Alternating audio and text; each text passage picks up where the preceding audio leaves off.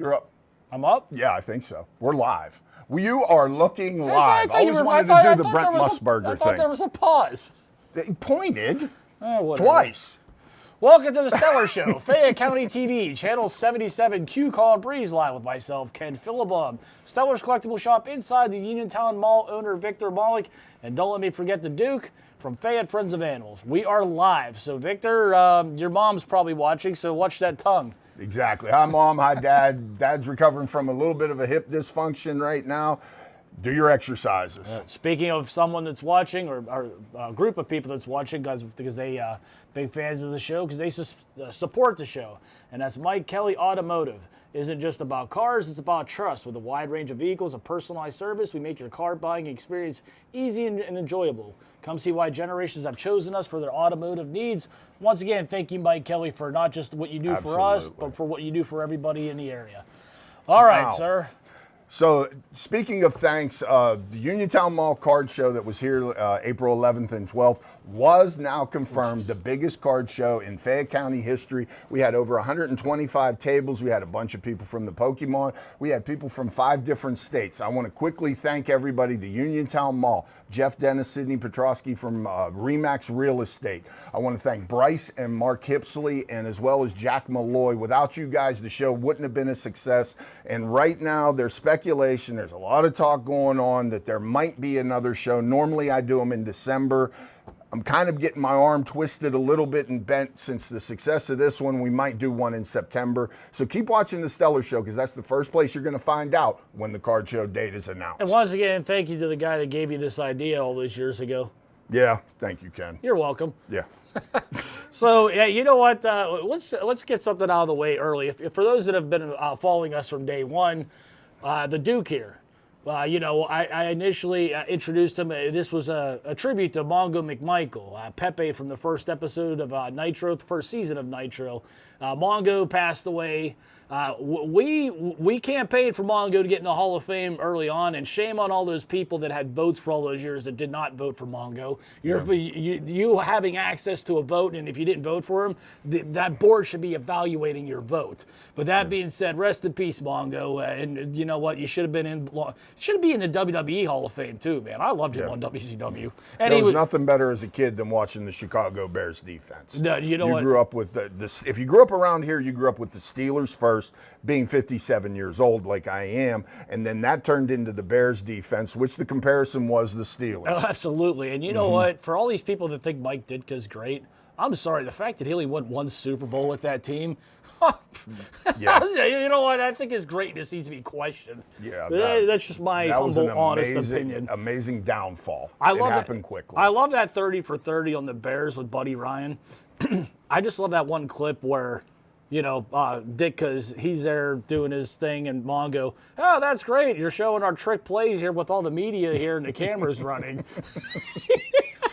Well, one of the gems of that era, if you kids are looking for something to watch on YouTube, go back and look at anything Jim McMahon. Oh, absolutely. Jim McMahon was a blast to grow up with. And you know what? They had to, arguably one of the greatest running backs of all time, and Walter Payton, too. 100%. But to close that up, once again, rest in peace, Mongo. Yeah. So what else is going on, sir?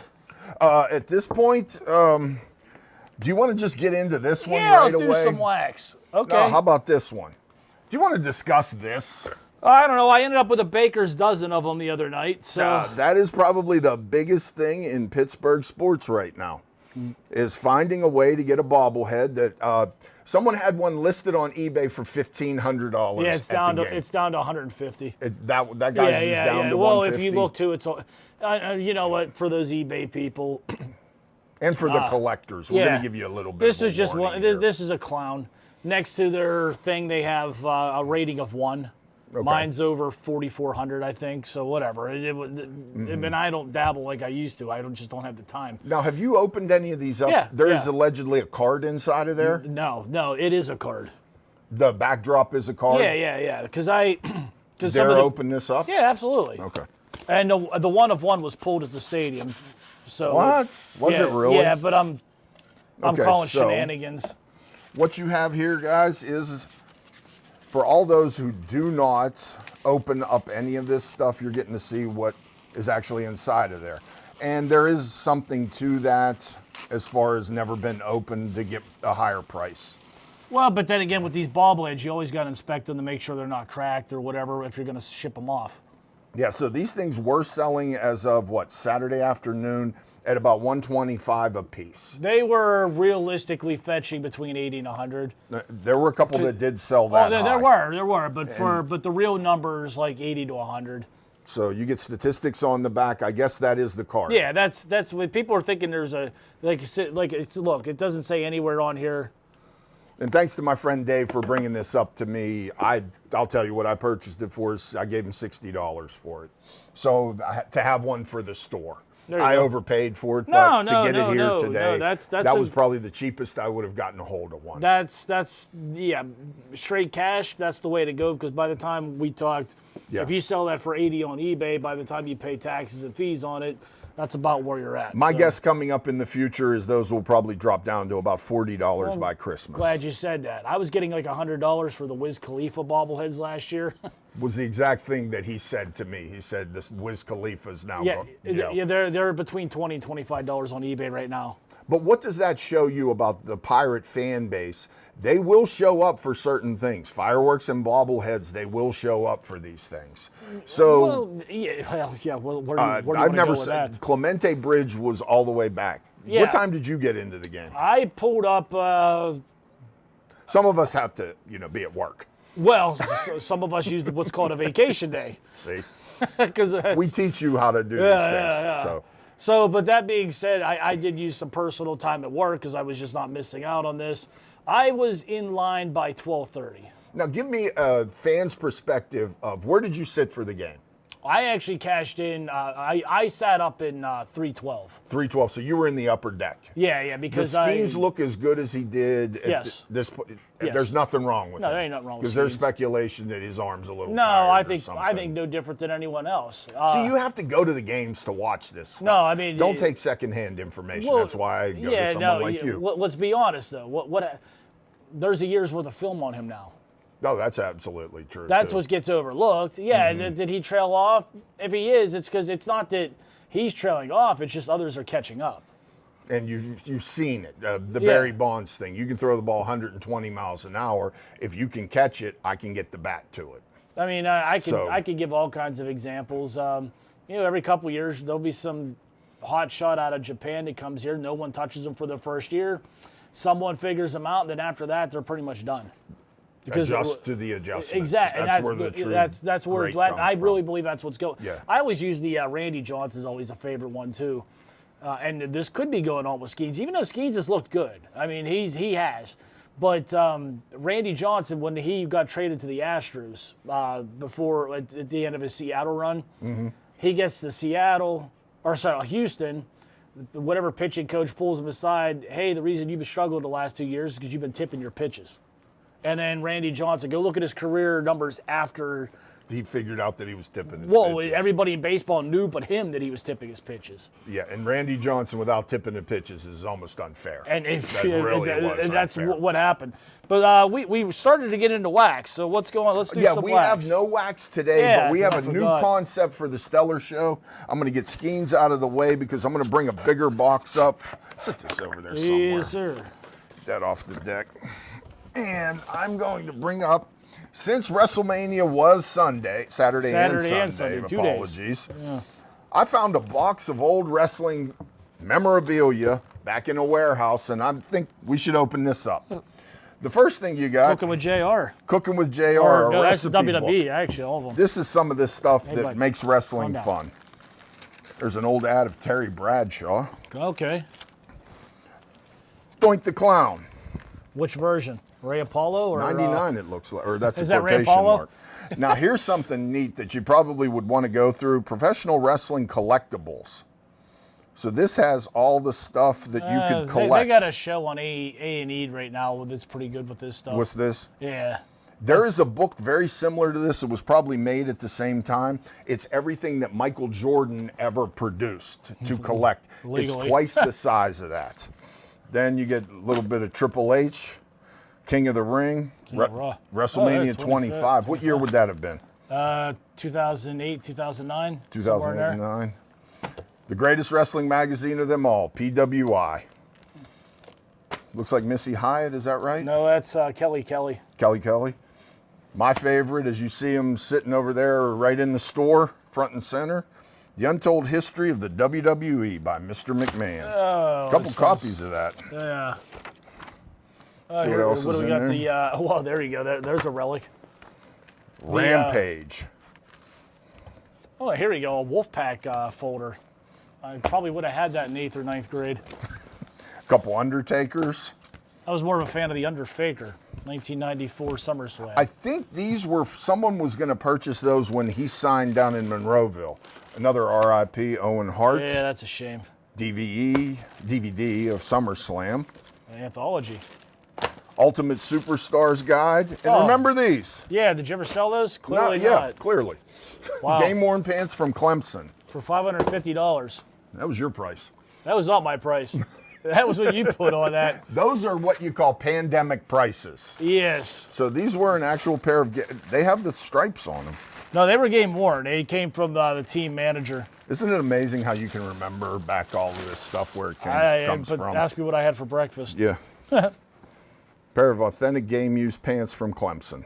Yeah, just Speaking of college football and game worn, are we heading up to Happy Valley this yes, weekend? sir. Well, I say we should pull out. I'm thinking about 8:30. 8:30? That gives us time to get up there to where we can still Comfortable. Yeah. I think there's no halftime to this one. No, it's just They got straight rid of through. halftime up at the Blue and White game. That's where, if you're up there, try to find us. Take a picture with us up there at the Blue and White game. Best Yeah. place in the world. And feel free to buy us ice cream. Yes.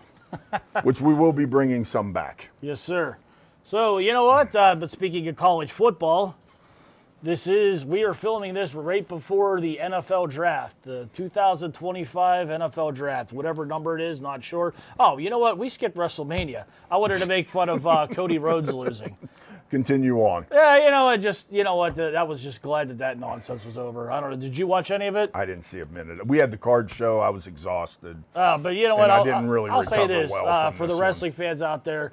I like the idea of Paul Heyman turning on those guys. I just thought it was too soon after Cena turned. There was just like you're doing the Vince Russo hot shotting, but that's just my. But opinion. that's for a new generation to see that kind of twist and turn. Yeah, they'll burn them out quicker than they burned out the previous one because their attention span is worse than ours. Yeah, exactly. That's saying a lot. But we did remember to come back to WrestleMania. Yeah, so yeah. give credit where credit But is due. let's get to the the NFL draft here. So as you pointed out, I'm wearing Cordell Stewart. This is the jersey that I had in high school.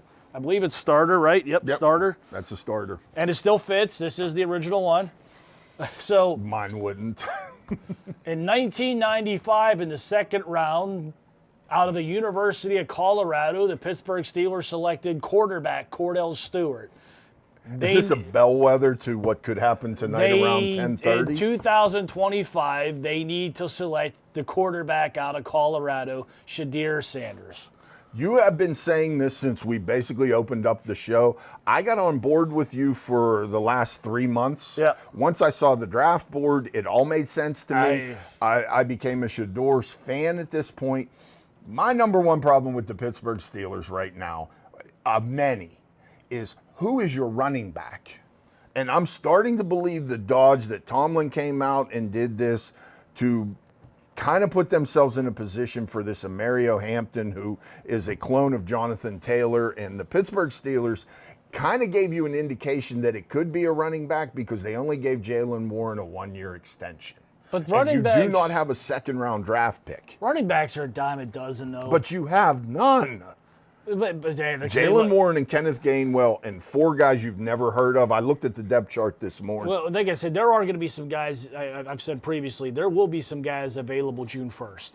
Okay. Yeah. So but still, and like I said, these guys are a dime a dozen too. I mean, outside of what Franco, Najee, and you could argue Mendenhall. When was the last time they took a running back in the first round that panned out?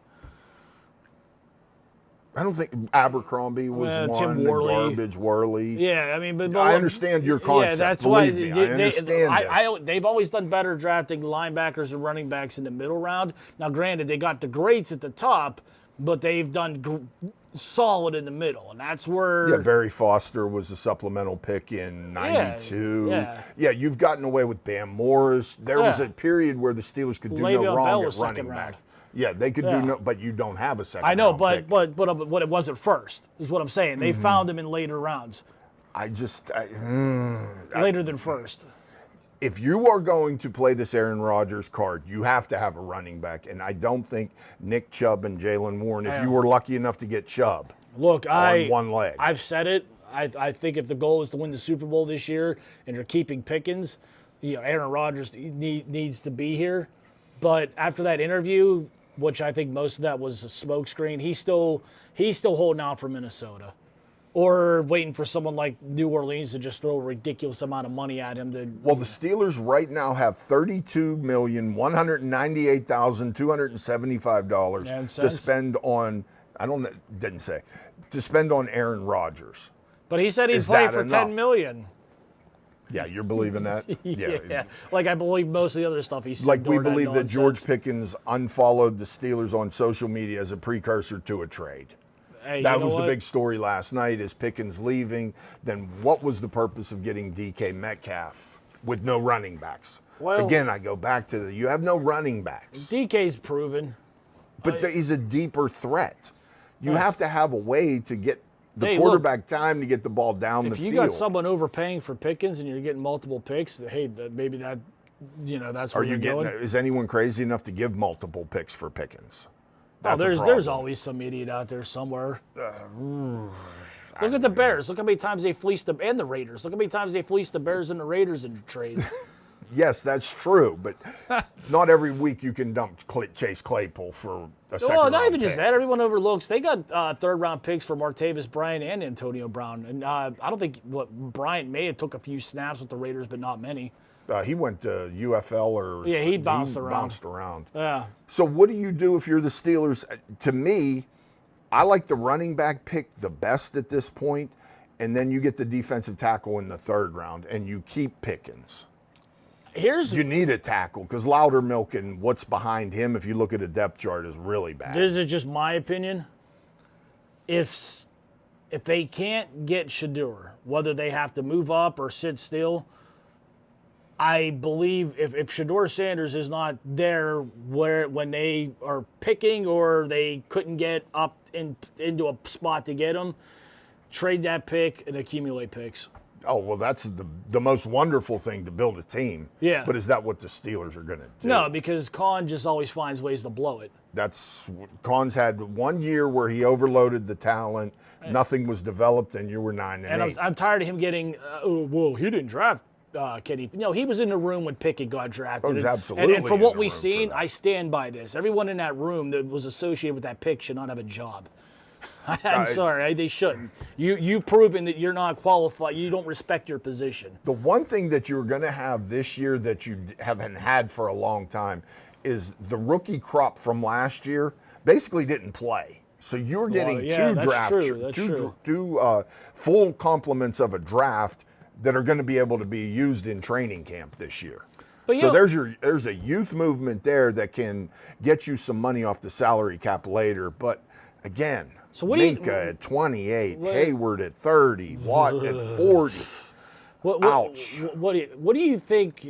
What do you think is going to prevent the Steelers from drafting Shedeur Sanders? The running back being available.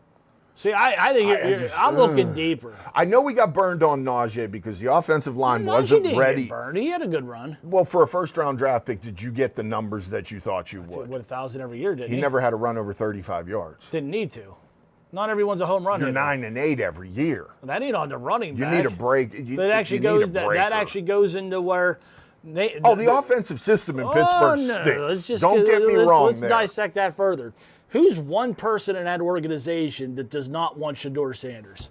There's one person. Mike Tomlin. He won't say it publicly. Mike Tomlin? Because he'll put on the show like he did for Pickett and all these other bums that they've drafted over the years. Acting all overexcited. That's just classic ESPN. Well, I get that, and hey, you boost up quarterbacks because you need ratings. I love Tomlin, but you're part of the problem or you're part of the solution. All right, and he's been a part of the problem. You draft Shedeur Sanders. you're on the hot seat because everybody wants Dion. And that would not be a bad thing because I think Dion, he turned Colorado around. He did. He made Colorado the days of like Cordell, Chad Brown, and Westbrook, and all those other guys. That If Deion Sanders took over the Steelers right now, would he do what he did to Colorado to this roster? yes, I really believe not this roster. No, he would do what he did at Colorado. He got rid of the dead weight. That's my question. Yeah, no, not this There's roster. a lot of dead weight on this roster. Yeah, and there is, and you mentioned some of them. You know what, TJ There's Watt. a lot of expensive players on this team. TJ Watt wants $40 million a year, but he didn't register a stat for the last 3 weeks of the season. You burn the city down if you trade TJ, though. I'm not saying trade him, but hey, you know what? Play it out. Play out your deal and show us that you're worth that $40 million. Why wouldn't you do that with George Pickens right now? Well, I think he should, but the thing with Pickens is he's got value. The problem with Pickens is the whole concept in Pittsburgh that you have to trade a player to get something of value in return. You wouldn't have had the 92 Pittsburgh Pirates baseball team had you traded Barry Lamar Bonds for 5 prospects. The reason you got the run against Atlanta with the Sid Bream thing is Bonds played out his contract here in Pittsburgh. This is why I'm much a bigger fan after watching the disasters of the Pirates trading and Steelers dumping and the Penguins trading. Play the contract out and let them walk. The Steelers used to do that when Tom Donahoe was the general manager. You would just let them play and then go. Here's an ace in the hole that you have when you're the Steelers. You have that franchise player tag. So, you know. Can you franchise TJ? Yeah, you can. They can. It's just it costs you more. Yeah. I didn't think you could. No, what is it? You're saying it. When you right. franchise them the second, like if they would have franchised Levy on that second time, he would have been making something like $30 million a year. Or yeah, whatever. it was crazy. It was absurd. But the Le'Veon thing, if you go back and really look at that, that was a disingenuous contract offer by the Steelers. It was. Because they only guaranteed 2 years exactly. of it, which was the equivalent of the franchise tag. Yeah. So he didn't get any extra money till he signed with the Jets and then got on top of. He did play it right. He got $7 million a touchdown up there. Good for him. So that we look at Le'Veon Bell the wrong way. He actually was smarter that year. Oh, he was. As was Antonio Brown, if you really get into the nuts and the bolts of the insanity of him leaving. The contract money that he got from the Raiders and the Patriots and the Buccaneers, all debts have to be settled before he left Pittsburgh. And he so did. they had to write him a huge check. Yeah, good for him. I'm sure. I mean, I think he's blown it, but still, good for him. Yeah. So you're taking Shedeur? Yeah. Who would you take in the first round? That running back thing is bothering me because if with the running back thing, you have to give Aaron Rodgers a viable option for linebackers. But you don't know if you have Aaron Rodgers. I think. I think tonight they need to, if they can get Shedeur. Okay, you know what? We're done playing this game with this guy. We got grown-up things to do. Good luck with whatever it is. Even if you draft Shedeur Sanders, you still can sign Rodgers, have him play on the 1 year. No, I'm not arguing that, but we can go on and on with this. But we got to get some other stuff in as we're starting to wind down. That's all right. So what else do we got going on here? We got Pirate baseball. Yes, how about the Pirates the last 2 nights? I love West Coast games. I do too. I do too. You know what?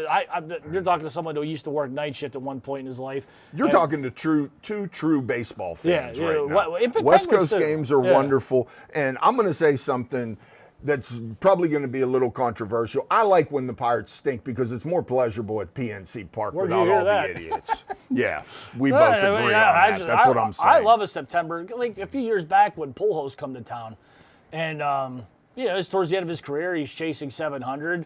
That was just fun being down there. It's a great place to go. It really is. And these people that sell the team nonsense and whatnot, you know what? You don't like it, don't watch. Well, if you guys get your way, you might lose baseball in Pittsburgh. You will lose baseball in Pittsburgh. So then you won't have anywhere to go and yell and scream at night. Yeah. And I'm doing a little bit of research right now. Follow this show. Hit like and subscribe on YouTube today. Follow this show because I'm reading into some of these collective bargaining things that kind of let Bob Nutting off the hook as far as being the owner and being cheap. We'll deep dive that later this summer because we're going to – there's some interesting facts in these contracts that make a lot of sense. These dopey neckbeards, like the same ones I see walking around shows like yours with the backpacks, and you just want to punch it. Oh, sorry.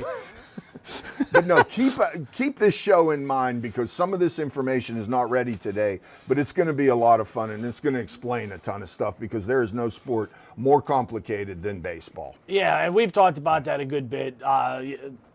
You know what? Until they go to a salary cap with a floor. Interesting Yeah, word. it saved the talk about Penguins, that. because let's not forget 20, 25 You're years blaming ago, the wrong people. as the guy that was going to those games when, I mean, I was in there and there was less than 5,000 people in that building. So I got a pile of ticket stubs from those games about that thick to validate it. I could just see you like the guy eating nachos in semi-pro. I was Brought my own nachos. I probably could have. But you know what? The Pizza Hut Express stand. I was a young guy in my 20s. They had some cute girls. So, but anyway, no. You know what? The Penguins they almost left town, and we had to hear that excuse. If the Penguins were small market, people that forget history are doomed to repeat it. Nutting was not the owner when Bonds left. Right. McClatchy was the lead majority owner from up until 07. Yes. So that's three different ownership groups that we had to hear were cheap. Yeah, and now we're hearing it. There's a pattern, and history's repeating itself, people.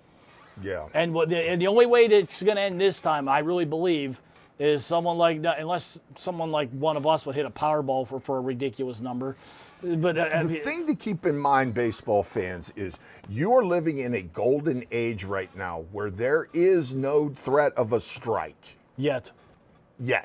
But that is something we have had as labor peace for almost 20 years now. So if you want to go back to the days where you wake up one morning and baseball's gone because of a labor dispute, that's what it's going to take to change this. It might be gone for Pittsburgh because of that's people that another can't think aspect for of it. themselves. Yeah. Because of some lazy journalists. Yeah. There's Yeah. one that I love targeting on social media. His only claim to fame is being pranked by guys like myself back in the day. Yeah.